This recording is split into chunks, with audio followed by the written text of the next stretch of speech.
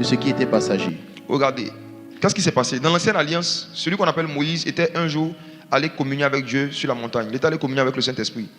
Et la Bible dit que lorsqu'il est descendu, son visage brillait comme le soleil. Mais lui-même ne le savait pas. Il ne savait pas que son visage brillait. Et lorsque les Juifs étaient en train de le regarder, ils ont commencé à lui dire, mais Moïse, on ne peut pas te regarder en face parce que ton visage brille comme le soleil. Donc, Moïse avait atteint une dimension d'expérience de la présence du Saint-Esprit qui était visible sur son corps physique. Mais lui-même ne le savait pas. Son visage brillait comme le soleil, mais lui-même ne le savait pas. J'aimerais dire à quelqu'un ici que les plus grandes dimensions de la puissance du Saint-Esprit qu'on vit sont celles qu'on ne sait pas. Les plus grandes expériences de la présence de Dieu que tu vas avoir, quand tu vas les avoir, tu ne sauras même pas que tu es en train de vivre la présence de Dieu. Si le visage de quelqu'un peut briller sans qu'il ne le sache, imaginez-vous combien était grande la gloire, mais combien aussi était grande, j'ai envie de dire, l'insensibilité de Moïse. Pour lui, il était normal. Oh, il n'était plus normal. Mais il ne savait pas. Et c'est comme ça, dans l'onction, j'ai remarqué que plus tu communies avec le Saint-Esprit et plus Dieu augmente même la mesure de sa puissance sur toi, plus tu n'en es pas conscient. J'ai vécu ça un peu hier, à Yamsoko. Parfois, tu peux avoir une forte décharge de la puissance de Dieu sur toi et tu ne sens rien, toi tu te sens normal. Mais c'est les réactions des gens en face, et c'est ce qui se passe en face de toi, qui fait que tu sais que là, ce n'est plus juste une petite lumière, c'est le soleil. Mais ce qui s'est passé avec Moïse et qui a fait que les réalités sur le Saint-Esprit ont commencé à être cachées, c'est que Moïse, lorsqu'il a vu que les gens commençaient à voir ce soleil, cette grande lumière qui brillait sur son visage, il a mis un voile sur son visage. Suivez bien. La Bible dit que Moïse a pris un voile et il a mis un voile sur son visage. Et l'apôtre Paul dit quoi au verset 13? Nous ne faisons pas comme Moïse. Nous, c'est qui? Les apôtres. Nous, c'est qui? Les conducteurs de l'église d'aujourd'hui. Nous ne faisons pas comme Moïse. Qu'est-ce que Moïse a fait? Moïse a caché ses expériences surnaturelles. Moïse a caché l'onction. Moïse a caché certaines vérités sur le surnaturel. Il a caché certaines vérités sur la puissance et la personnalité du Saint-Esprit. Moïse a mis un voile pour ne pas que le peuple ait accès à l'intimité avec le Saint-Esprit. Moïse a caché certaines vérités bibliques, certaines vérités spirituelles sur la personnalité et la mission du Saint-Esprit. Il a mis un voile. Mais j'ai une bonne nouvelle à vous annoncer. Nous ne faisons pas comme Moïse. On ne va rien cacher dessus, sur ce soleil. On ne va rien cacher sur cette puissance surnaturelle qui peut avoir un effet sur le corps physique. Nous ne faisons pas comme Moïse. Il dit, nous ne faisons pas comme Moïse. Mais il y a un problème. C'est que jusqu'à ce jour, quand on lit Moïse encore, il y a encore un voile. Ça veut dire, frères et sœurs, il y a beaucoup de vérités sur le Saint-Esprit et sur la puissance de Dieu dans l'Ancien Testament. Mais il y a un voile sur notre cœur. Et ce voile est ôté lorsqu'on se convertit au Seigneur. Et il dit quoi dans la suite? Or, le Seigneur, c'est l'Esprit. Ce que Paul est en train de dire simplement, c'est que il y a ce voile que Moïse avait mis qui n'est déchiré que lorsqu'on reçoit le Saint-Esprit, lorsqu'on communie avec le Saint-Esprit, lorsqu'on parle avec le Saint-Esprit. Cette affaire de voile, souvenez-vous, quand Jésus est mort, quand il a poussé un cri, qu'est-ce qui s'est déchiré? Le voile. Il y a un voile sur beaucoup parmi nous par rapport à la relation avec le Saint-Esprit. Mais dans cette saison, dans ce mois de mai, le Seigneur veut que tu te convertisses au Seigneur. Or, le Seigneur, c'est l'Esprit. Je ne parle pas de la conversion à Jésus, je parle de la conversion à l'Esprit. Je ne parle pas de la conversion à Christ, je parle de la conversion à l'Esprit. Acte.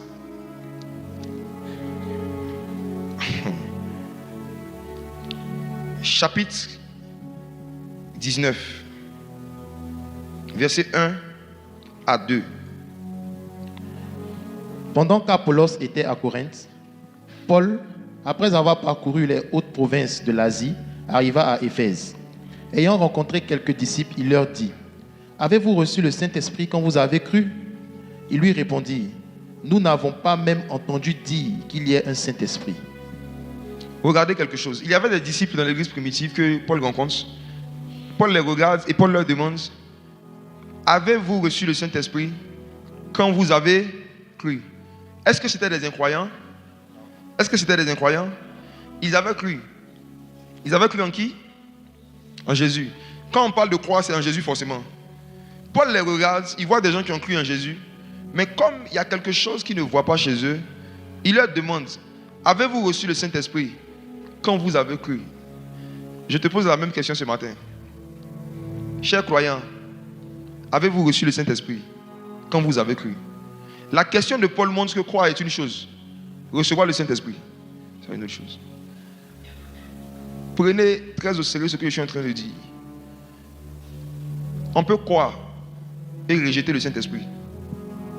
C'est ce que beaucoup d'églises et de communautés ont fait. Ils disent qu'ils croient en Jésus. Mais ces histoires de Saint-Esprit, ces manifestations, ils ne sont pas dedans. Mais ils croient quoi? Eux, ils croient. Mais c'est le Saint-Esprit là qui les fatigue. Ils n'ont pas de problème avec Jésus.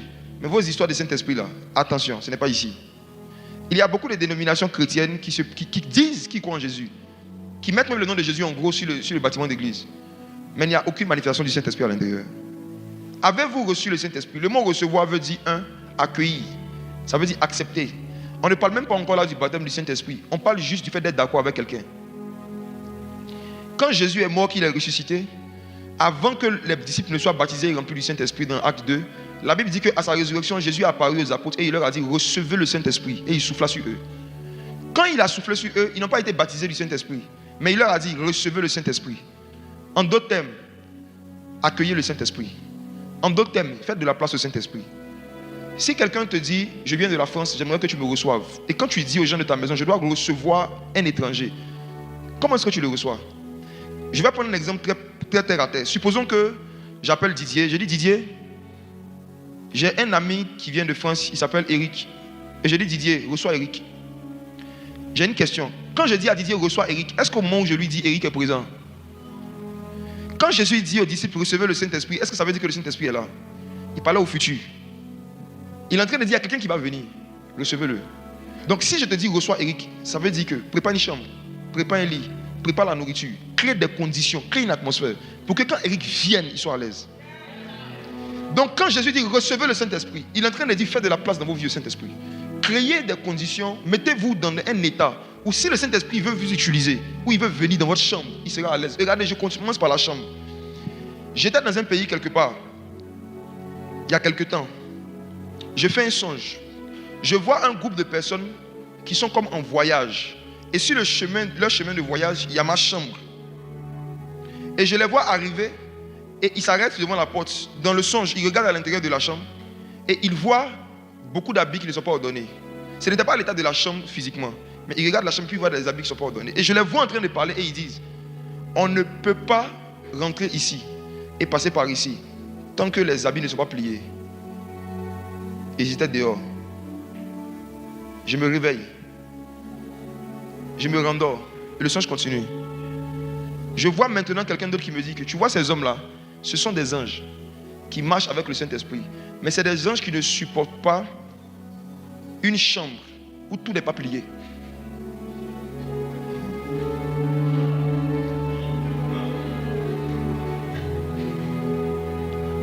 Je dis ce mois-là, vous allez comprendre la personnalité. Quand je dis la personnalité de quelqu'un, ça dit que ce qu'il aime, ce qu'il n'aime pas. Du Saint-Esprit. Je vais vous montrer un verset. Et je vais continuer à vous expliquer comment vous devez recevoir le Saint-Esprit. Beaucoup parmi vous, si tout de suite je vous dis, vous allez recevoir le président à 14h. Il dit, viens chez toi. Ménage va te dégoûter. Ok. Lisons un passage.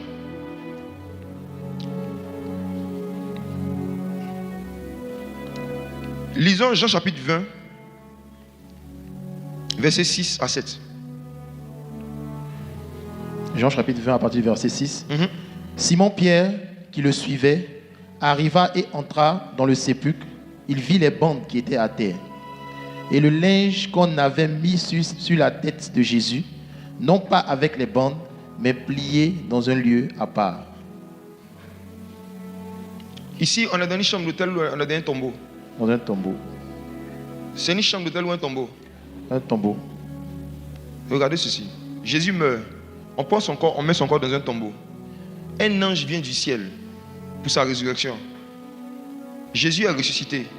Et les linges et les vêtements qu'on avait mis sur son corps mort, ensanglanté, rempli de sueur, ces linges n'ont pas été jetés. On nous dit qu'on avait mis le linge sur la tête de Jésus avec les bandes pliées et rangées dans un coin, pliées et rangées à part. Je vous pose une question. Qui a plié? Non, réfléchissez à ça. Qui a plié les bandes sales de Jésus et qui les a mis à part, qui les a rangés. Qui a plié ça? Qui a fait ça? C'était l'ange en question. Il y a des anges dans le royaume des cieux qui sont des plieurs d'habits et qui sont sensibles à tout ce qui est plié et qui ne peuvent pas être à l'aise dans un endroit où les choses ne sont pas pliées. C'est l'un d'entre eux qui est venu là. Jésus a ressuscité, il n'est même plus là, il est parti. Mais l'ange là, pour que lui puisse rester dans le tombeau, il faut que tout soit plié. Mes frères et sœurs, dans la personnalité du Saint-Esprit et des anges, l'une des premières choses qu'ils aiment, c'est l'ordre. L'ordre. L'ordre. L'ordre. Je commence même par l'ordre, même dans une maison, dans un salon. Recevez le Saint-Esprit. Qui est le Saint-Esprit? Le Saint-Esprit est la plus grande personnalité de tout l'univers. Il est plus important que tous les politiciens du monde, que tous les milliardaires du monde, que toutes les célébrités du monde. Et je te pose une question.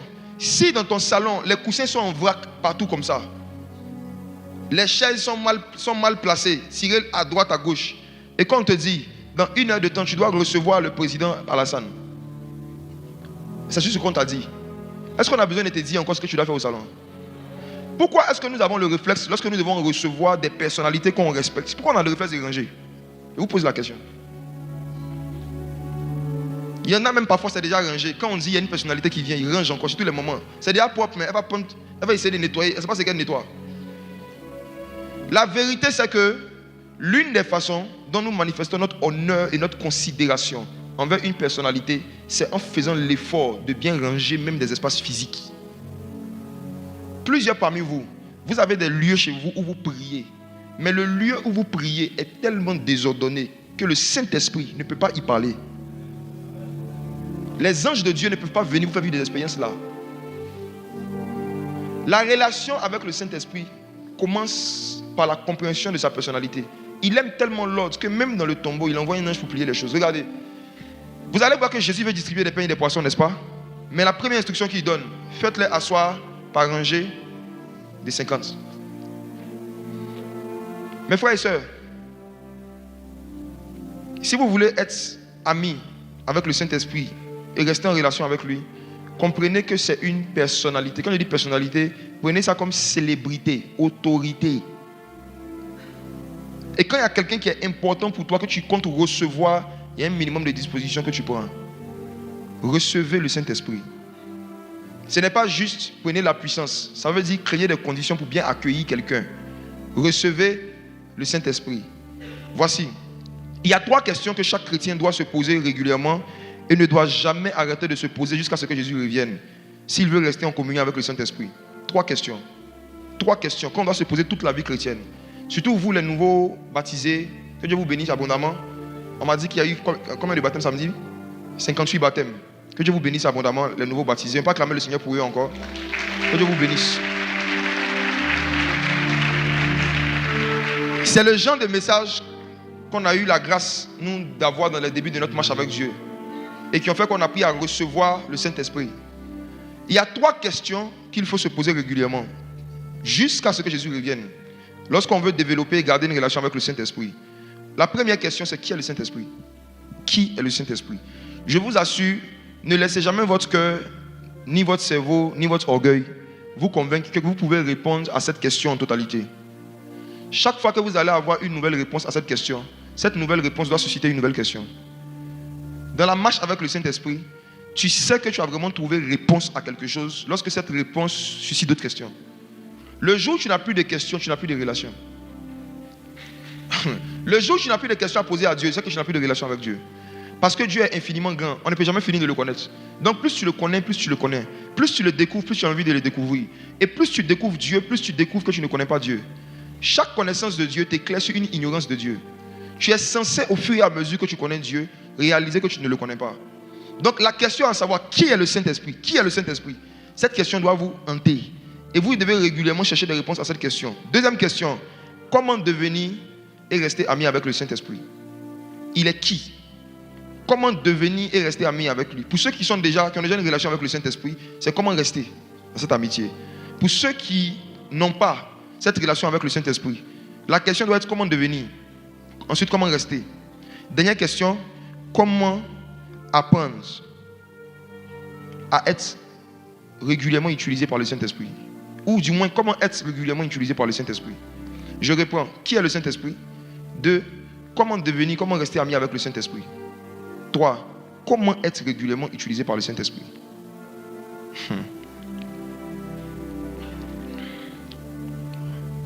Si être utilisé par le Saint-Esprit était quelque chose d'évident et de facile, tous ceux et celles qui se sentent plus saints que tous les autres chrétiens, ils allaient faire beaucoup de miracles. Ils allaient manifester beaucoup de puissance. Si garder une relation avec le Saint-Esprit et être utilisé par le Saint-Esprit était une faveur populaire que Dieu accordait à tout le monde, on allait avoir beaucoup de chrétiens qui allaient manifester l'onction. C'est pourquoi, même quand tu es quelqu'un, tu sais que toi, ton éducation ne te pousse pas à respecter les gens, il faut au moins respecter l'onction. Faites très attention à vos façons de parler et de vous comporter envers les personnes que Dieu utilise plus que vous. Faites très attention. Faites très attention. Faites très attention. Quand Dieu décide d'utiliser quelqu'un, surtout publiquement, Dieu le fait en connaissance de ses qualités et de ses défauts. C'est toi qui viens de découvrir la personne. Dieu le connaît depuis qu'il est petit. Et c'est ce Dieu qui le connaît et qui est plus saint que toi qui a décidé, malgré tout ce qu'il sait sur lui, de faire avec lui ce qu'il est en train de faire. Il faut toujours tenir compte de ça. Il faut toujours tenir compte de ça. Sauf si la puissance que tu vois se manifester, tu estimes que l'origine, ce n'est pas le Saint-Esprit. Si c'est le Saint-Esprit qui fait ce que tu vois, il faut faire attention à toi, ce que tu dis de ce que fait le Saint-Esprit. Parce que si tout de suite quelqu'un dessine un tableau, que je dis que le tableau est vilain, je n'ai pas insulté le tableau. J'ai insulté le peintre. Et si je dis que le tableau est vilain, je n'ai pas insulté le tableau. Si j'entends un son de piano et que je dis que ce son est naze, il ne vaut rien, je n'ai pas insulté le piano. Je parle du pianiste. Quand c'est le Saint-Esprit qui utilise quelqu'un, et on va en parler, Jésus en a parlé. Jésus dit, blasphémez contre même le Fils de l'homme, il vous sera pardonné. Mais celui qui blasphème contre le Saint-Esprit, aucun sang ne peut effacer ça. Même pas le sang de Jésus.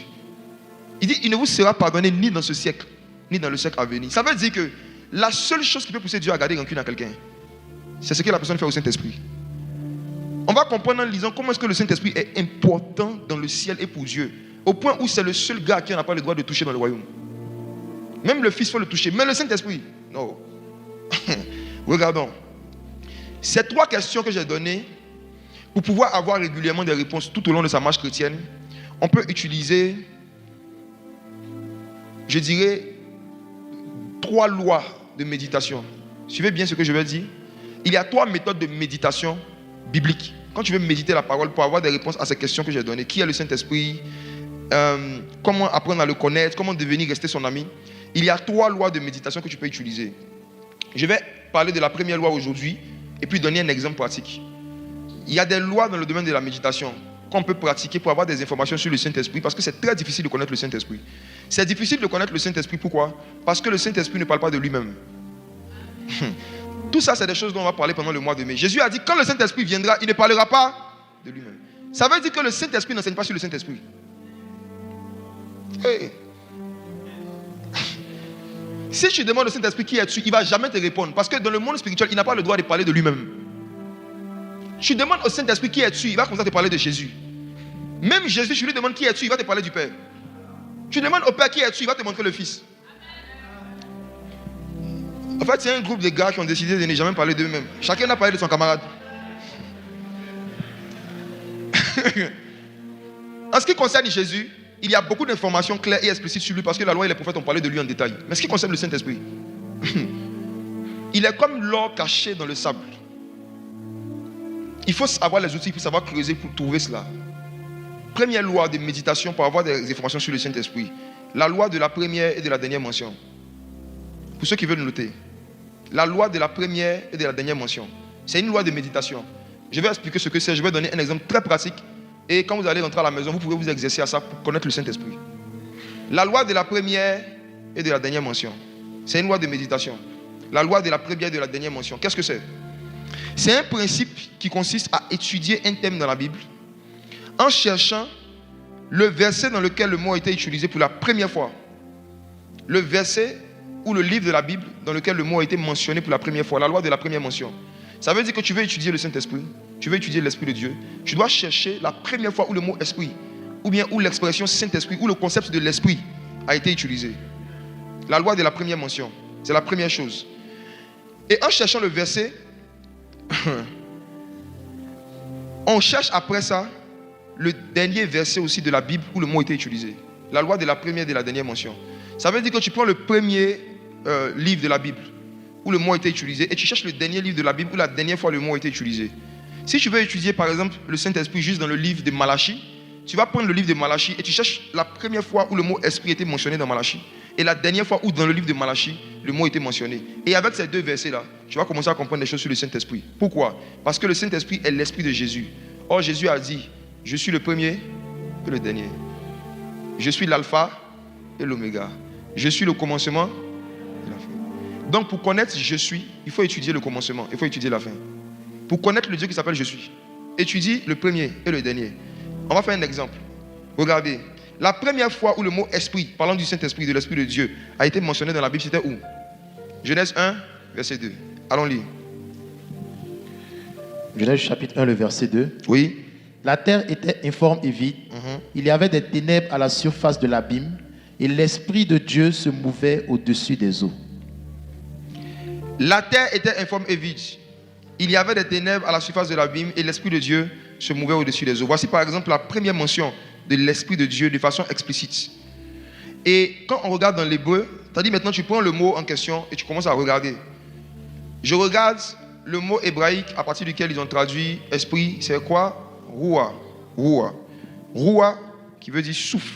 Roua qui veut dire vent.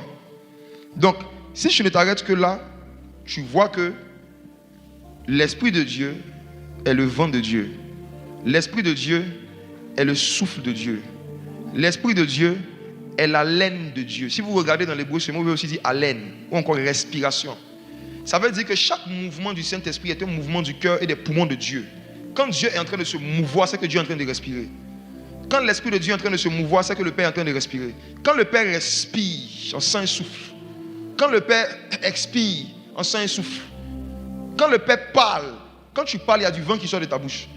Donc quand Dieu donne sa parole, si c'est vraiment sa parole, dans cette parole, il y a un vent, il y a un souffle. L'Esprit de Dieu. Regardons maintenant la dernière fois où le mot esprit était utilisé dans la Bible. Apocalypse 22, verset 17. Apocalypse chapitre 22, verset 17. Apocalypse 22, verset 17. Ça, c'est la dernière mention, oui. Et l'esprit et l'épouse disent, viens. Et que celui qui entend dise, viens. Et que celui qui a soif vienne. Que celui qui veut prenne de l'eau de la vie gratuitement. Voici la dernière fois où le mot esprit aussi a été mentionné. Mais cette fois-ci, l'esprit n'est pas seul, il est avec l'épouse. En fait, on va tirer des enseignements juste de ces deux versets aujourd'hui. Et Dieu va nous aider. La première mention, l'esprit est seul, il est en train de se mouvoir. La deuxième mention, la dernière mention dans la Bible, la dernière fois, l'esprit est avec l'épouse. On comprend par là que dans les derniers temps, dans les derniers jours, l'esprit de Dieu va marcher avec l'église. Dans les derniers jours, l'esprit de Dieu ne marche pas avec des individus seulement, il marche avec les églises. C'est pourquoi vous allez voir que Jésus, quand Jean le voit dans Apocalypse chapitre 1, il voit un homme qui marche au milieu des 7 chandeliers. Et ces 7 chandeliers, ce sont les 7 églises. Dans les derniers jours, l'Esprit de Dieu ne va pas marcher avec les gens qui ont un esprit individualiste ou des gens qui méprisent l'église. L'épouse en question, c'est l'église. Ça veut dire que tous ceux et celles qui n'ont pas d'église, ils ne pourront pas marcher avec l'esprit à un certain niveau. L'esprit, l'un des critères sur lesquels il va se baser pour marcher avec quelqu'un, c'est que cette personne soit de l'épouse. C'est l'esprit et l'épouse, pas l'esprit et le prophète. L'esprit et l'épouse, pas l'esprit et le frère ou l'esprit et la sœur. L'esprit et l'épouse. Donc tous ceux qui seront anti-épouse vont devenir anti-esprit.